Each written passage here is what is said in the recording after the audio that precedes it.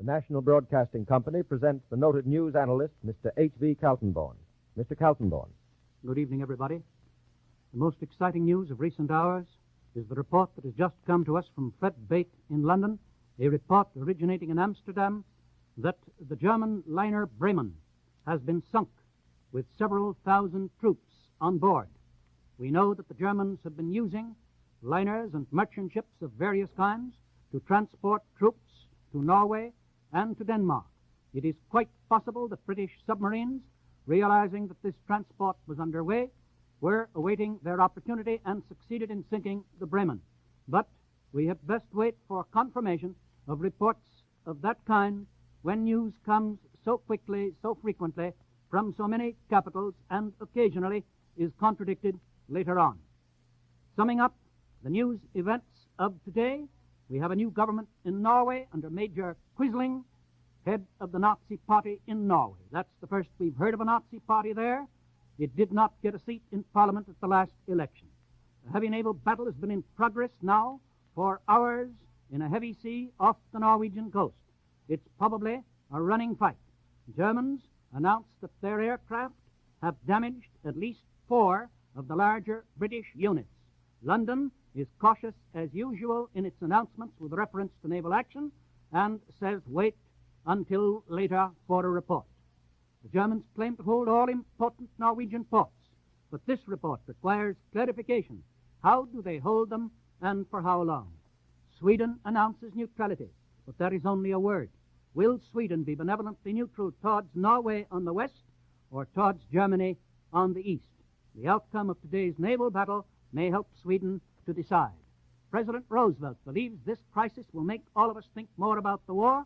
He did not say so, but perhaps he added in his own mind more about the war and less about the third term. There are hints of German action in the Balkans. Thus far, there has always been a next move for Adolf Hitler. With Scandinavia conquered, the Balkans think they know who might be next.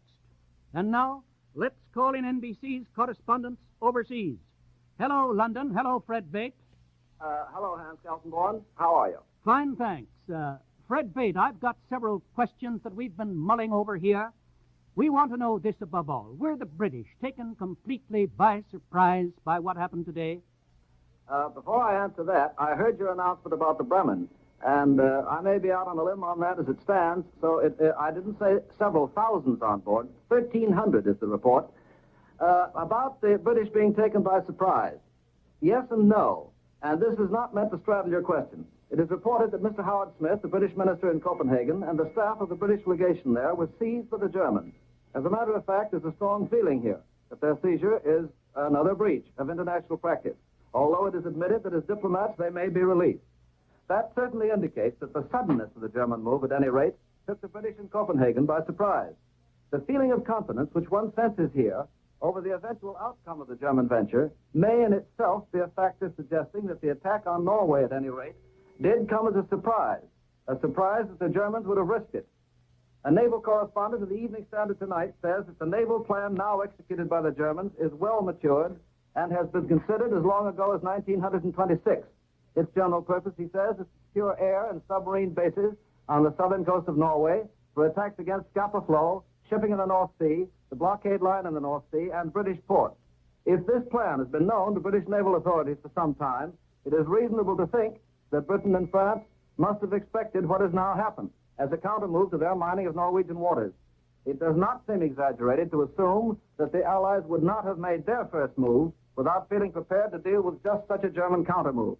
That's the reason for my double answer. There does seem to have been surprise over the timing and swiftness of the action, but not the action itself.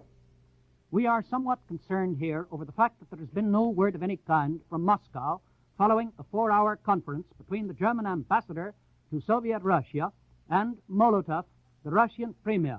Has London had any word from Moscow as to its reactions? You know that Moscow was said to be scanning the Scandinavian peninsula with the idea of possibly marching from Finland across northern Norway and also across northern Sweden with the idea of possibly cooperating with Germany in an assault on the Scandinavian peninsula. Soviet reports have been scarce here. Soviet diplomatic circles in London were quoted today as saying that the idea of any renewed Russian activity against Finland was preposterous. I have seen no other reference by Russia to Scandinavia. People monitoring Moscow radio today say that the Scandinavian situation has not been mentioned. A report from Stockholm, however, says that Russia today made three demands of Finland. One, the immediate conclusion of the economic pact mentioned in the peace treaty. Two, the immediate construction of the railway to the Swedish frontier. And three, the setting up of mixed Finno-Russian companies so that Russia will get 45% of the output of the Finnish nickel mines. Have you any confirmation of the sinking of a German battleship in Oslo Fjord? No confirmation. Is there any more news than Mr. Chamberlain gave us concerning the British fleet? You remember that all he said to the House of Commons was that the fleet was at sea. No, there is no confirmation about any of the actions that are supposed to be taking place, nor are confirmations expected here before early tomorrow morning. One reason given is that if there are actions going on, and they are supposed to be going on, the ships are not able at the moment to use their radio. That would explain the silence from the British fleet, then. That's the explanation given here. We are somewhat concerned about Iceland, which has a common king with Denmark, Iceland being much closer to our continent than Denmark itself. Have you heard anything from Iceland today? No, nothing whatsoever is reported here about Iceland. Our French naval units with the British fleet in Norwegian waters, we heard referred to as the Allied fleet, but we've heard nothing about specific French action. Yes, I'm assured that the references to the Allied fleet means that French units are cooperating with the British naval forces. How can this French aid that was announced by Premier Reynaud this morning be made effective in Scandinavia? That's a tough one. That's a question which a naval or military expert could best speculate over. And he probably had many suggestions. The only specific reference to French aid for Scandinavia that I know of at the moment is that she's likely to use her portion of the expeditionary force assembled for Finland. How this would be used is obviously information unlikely to be discussed in advance.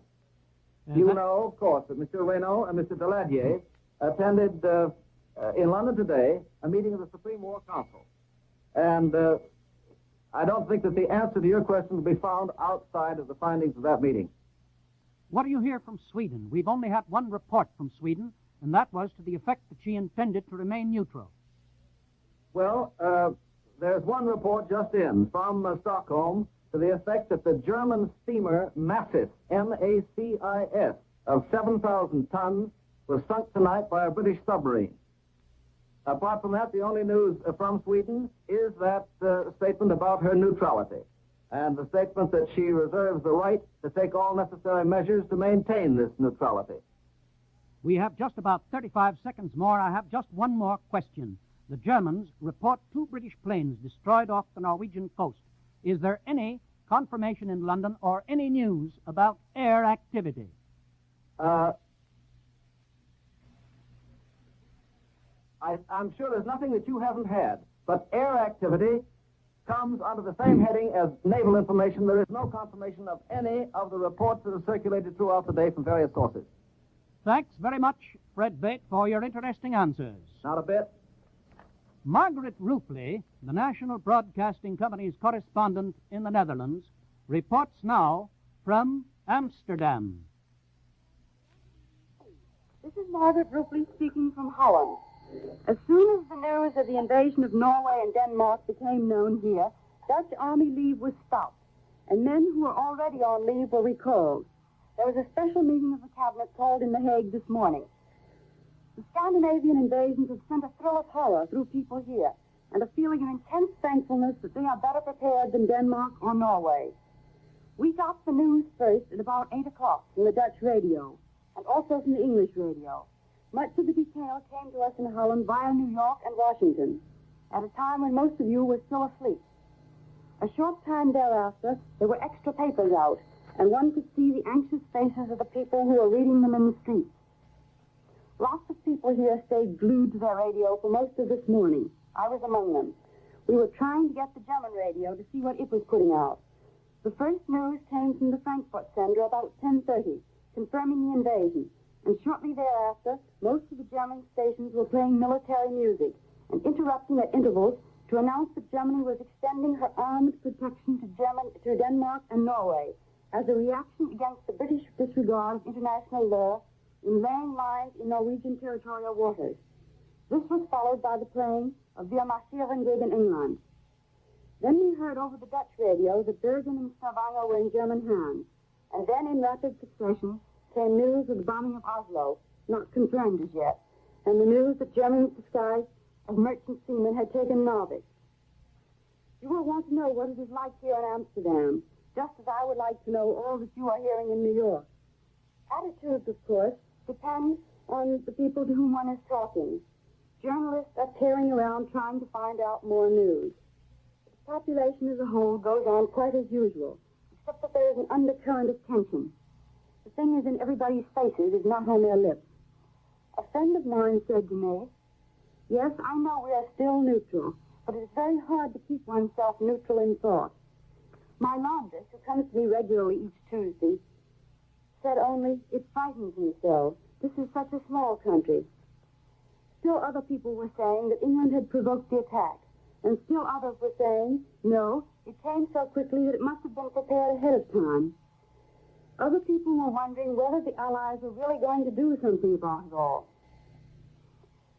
I don't know whether there were more soldiers drilling in the streets of Amsterdam than usual, or whether one was only more conscious of them. But there seemed to me to be soldiers marching in step to drumbeat every half hour or so. There was more drone of planes overhead than usual also.